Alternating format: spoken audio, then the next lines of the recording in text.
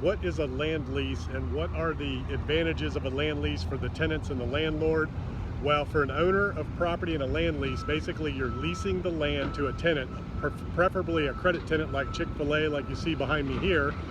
And the advantage for an owner is they don't have to worry about building a building, taking care of the property, any of that. That's all passed on to the tenant. They're responsible for all of the maintenance. They're responsible for building the building and taking care of the property once it's up and running. The landlord basically just collects rent and passes through the taxes and insurance either directly, or they just add it to the cost of the rent.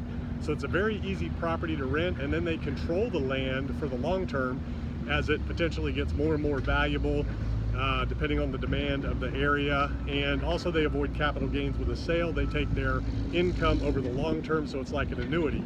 Now, what's the advantages for a tenant? Why would a tenant like Chick-fil-A want to lease the land instead of owning it? Well, a couple of the advantages.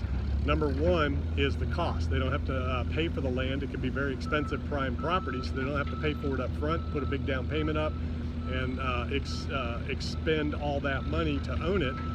The other thing is they can write off the rent payments from their income, and they can depreciate the improvements. So it's almost like a double tax savings. When you own a property, you can't depreciate the land, and you can't write off the payment for the land as a rent payment. Whereas in the example of a land lease, they can write that lease off of their income, so it reduces the taxable income, and then they can expense through accelerated depreciation the improvements.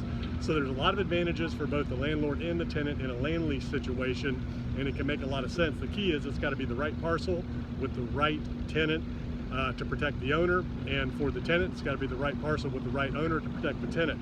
And the risk for each at the end of the day is somebody goes out of business and leaves that building in place. That's a risk for the owner, that's a risk for the tenant.